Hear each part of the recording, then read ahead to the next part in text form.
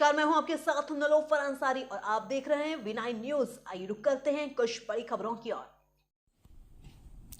विराटनगर विधानसभा क्षेत्र के परागपुर थाना इलाके में शनिवार शाम को युवती पर हुए जानलेवा हमले के मामले में फरार चल रहा मुख्य आरोपी ट्रेन की चपेट में आ गया।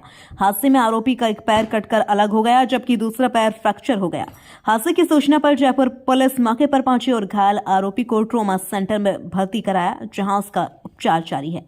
बता दें कि आरोपी राजेंद्र यादव ने अपने दो साथियों के साथ शनिवार शाम को स्कूटी से अपने भाई के साथ घर लौट रही युवती पर जानलेवा हमला किया था और फायर भी किया था। गंभीर रूप से घायल होने पर युवती को जयपुर अस्पताल में भर्ती कराया गया था। हमले के बाद आरोपी मौके से फरार हो गया था। पुलिस ने 2 आरोपियों को गिरफ्तार कर लिया था, जबकि मुख्य आरोपी राजेंद्र फरार चल रहा था। पुलिस उसे गिरफ्तार करने के लिए लगातार उसका पीछा कर रही थी। आज सुबह आरोपी राजेंद्र यादव जयपुर के मालवीय नगर स्थित रेलवे लाइन पर ट्रेन की चपेट में आ गया, जिससे उसका एक पैर कटकर अलग हो गया। फिलहाल पुलिस आरोपी से पूछताछ में जुटी हुई है। विराटनगर से श्याम सुंदर शर्मा की रिपोर्ट। आरोपी लगते हुए गुड़गांव और अन्य इलाकों में, तो पुलिस टीमें इनका पीछा कर रही थी और जो भी संभावित ठिकाने हैं, बेशक वो ग्रामीण और शहरी इलाकों में दबिशें दे रहे थे। इसी दौरान सुबह जो सूचना प्राप्त हुई कि इनकी इधर जयपुर के अंदर भी टीमें तैनात थीं और फिर उस दौरान ये पता चला कि ये जो ट्रेन है गौरव टावर के लगभग पास में, वहाँ पर ट्रेन के सामने आना बताया है। ट्रेन के साथ एक्सीडेंट होना सामने आया है और उसके बाद ये अभियुक्त जो है इसका एडमिट हुए हैं यहाँ पे ट्रॉमा सेंटर में, जहाँ पे हमारी टीम है वहाँ पर, और आगे पूछताछ की जा रही है। और जैसा मैंने पहले बताया कि 2 एक्यूज़ जो इसके साथ थे उनको कल ही गिरफ्तार कर लिया था, जिसने गोली चलाई थी। मैं हथियार और इसमें प्रयुक्त हुए अन्य जो धारदार हथियार वगैरह हैं उनका सारा की सारा चीज़ आगे की जा रही है कार्रवाई।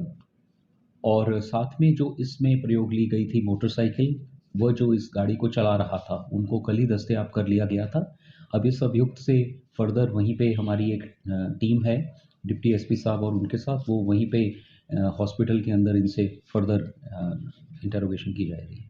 सर, प्राइमरी इंक्वायरी में क्या मोटिव सामने आया कि इसने जो वारदात को क्यों अंजाम दिया? देखिए, वो सारी की सारी चीज़ें अब हम कड़ी से कड़ी जोड़कर आगे तफ्तीश को बढ़ाएंगे, क्योंकि इस समय हमारी इन्वेस्टिगेशन काफ़ी क्रूशल स्टेज पे है, तो बहुत सारी चीज़ें शेयर करनी उचित नहीं होंगी। लेकिन फ़िलहाल ये है कि इस घटना में जो चश्मदीद थे उनके और जो अपनी एफआईआर के अंदर जो नामज़द सभी के सभी लोग दस्तयाब हो गए हैं और उसमें जितने भी एक्यूज़्ड बताए गए थे, नामज़द हुए थे, सारे के सारे अब इस समय पुलिस की गिरफ्त में हैं। सर, पीड़िता की ओर से सुरक्षा की भी गुहार लगाई गई थी। देखिए, उसका जैसा कल किया ही है एसपी साहब द्वारा, उसको गंभीरता से लेते हुए एक एएसआई को कल सस्पेंड भी किया गया है और उस बारे में एक उच्च स्तरीय जो जांच है वो एडिशनल एसपी नीमराना को दी गई है और उसमें जो भी चीज़ें सामने परिलक्षित होंगी उस अनुसार कार्रवाई की जाएगी। इस समय सबसे अहम मुद्दा ये था कि इस विभत्स चीज़ में सम्मिलित सभी के सभी को पकड़ा जाए, कानून की गिरफ्त में लाया जाए और उसी के कारण लगभग पूरे रात सभी यहाँ कैंप करके ये टीम्स कर रही थीं, रेड्स कंडक्ट कर रही थी, जैसा मैंने पहले कहा, स्टेट के अंदर, बाहर और सभी जगह पे, और कंटिन्यूअसली इसका पीछा किया जा रहा था जो इस केस का मेन एक्यूज्ड था। और मॉर्निंग में